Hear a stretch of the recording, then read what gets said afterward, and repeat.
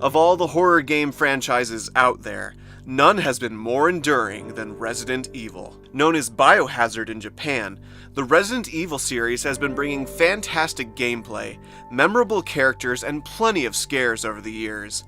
Whether you loved them or hated them, the more recent games in the series have been a bit more divisive, and so Capcom has brought the series back to basics with the newest chapter in the franchise, Resident Evil 7 Biohazard.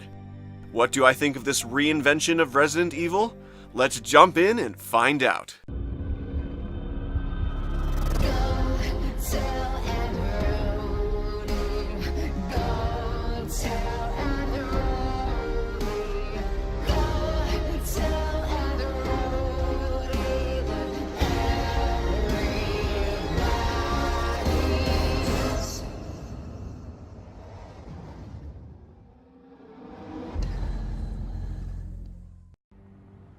One of the things I love about the Resident Evil games is their ongoing storylines.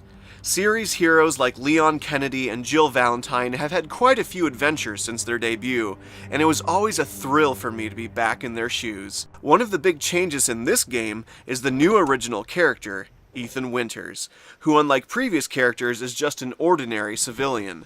He's not part of TerraSave or the BSAA or any of the counter-bioterrorism groups. This makes you feel extra vulnerable in the game, particularly in the early sections, as you don't have the training of previous series protagonists. The tale of RE7 follows Ethan as he goes in search of his missing wife, Mia, and finds himself trapped in an isolated house deep in Louisiana. This property is owned by the Baker family, insane people who are cannibalistic, psychotic, and not to mention, seemingly invulnerable. Ethan, trying to escape from the Baker estate, takes up a majority of the game's runtime, and the story is full of great moments and shocking plot twists. I'll replace this.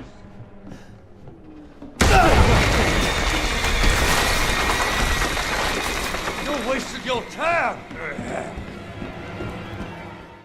I won't go too heavily into spoilers, but know that while RE7 does occasionally make reference to previous events in the series, the story is pretty self-contained, so newcomers can jump right in. I found the story of Resident Evil 7 to be very enjoyable, and a reveal that happens near the end of the game had me aching for answers, which I hope Capcom will soon supply. The Bakers are terrifying yet tragic antagonists, and while Ethan had a bit too much of a potty mouth for my tastes, I liked his character, and viewing the events of the game through his eyes was incredible.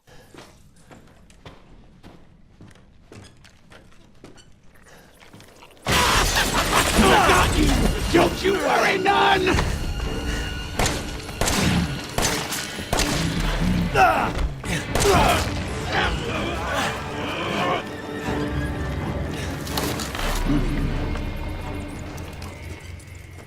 While the style of gameplay has changed over the course of the series, Resident Evil 7 harkens back to the first few games with how the gameplay feels overall. Despite the change to the first-person perspective, RE7 plays very much like a classic RE game. Ammo is still very limited, and using your resources and managing your inventory is key. The save rooms, which have been absent from some of the more recent titles, are back, and they become one of the few spots in the games where you can rest easy and prepare for the oncoming danger. Firearms are still a big part of the game, and you'll get your hands on a pistol, shotgun, and other various weapons as the game progresses. While the Bakers are the main threat for Ethan, you'll also have to survive encounters with bioorganic weapons known as the Molded. These disturbing-looking creatures are the most common foe you'll face, and later on you'll fight variants of them, which can kill you very quickly if you aren't careful.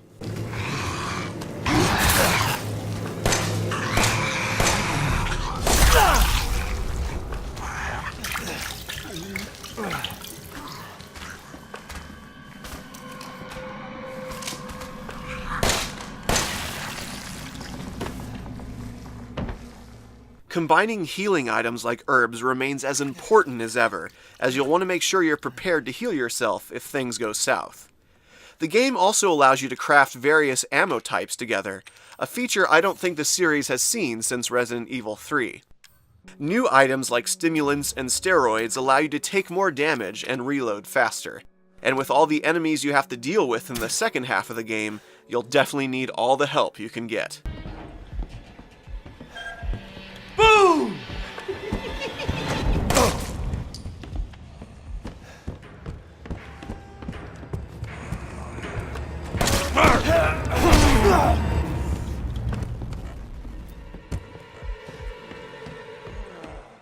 One of the things I've always enjoyed about the Resident Evil series is its boss battles, and RE7 has some truly memorable encounters. I don't want to reveal too many of them, but they were all incredibly intense, and my favorite of the bunch was a monstrous BOW you fight at the halfway point of the game. There aren't as many boss fights as some of the previous games, but I thought all the battles in this title were quite fantastic. It's also worth mentioning that this game truly does put the horror in survival horror, and in my opinion it is by far the scariest game in the series. The unnerving, ambient sound effects, the tense music, and the extra layer of immersion from the first-person perspective makes this game very freaky to play. Especially in the early parts of the game, it's better to sometimes avoid fights altogether and sneak past the enemies. Seriously though, grab some headphones, turn down the lights, and prepare for some legitimate scares. I can only imagine how the VR experience for this game is.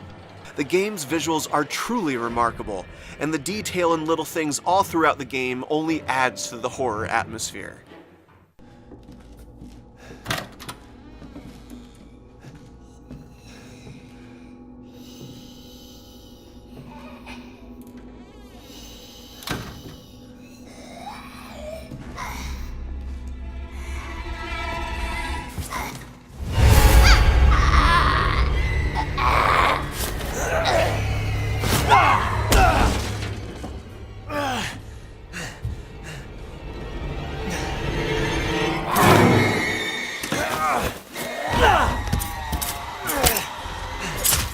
I immensely enjoyed Resident Evil 7, and I think it's another chilling addition to this amazing series. By bringing the series back to basics, Capcom really honed in on what many people love about Resident Evil, and I can't wait to see where the story of RE goes from here. Resident Evil 7 Biohazard is well worth checking out, whether you're a longtime fan or a survival horror newcomer.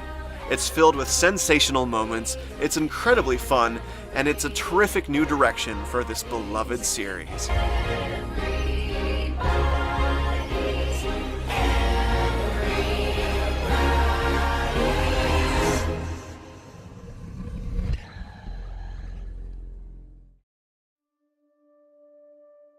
Thank you for watching this episode of Game Reflections. What are your thoughts on Resident Evil 7? Feel free to share in the comments below. Until next time, keep having great adventures, everyone.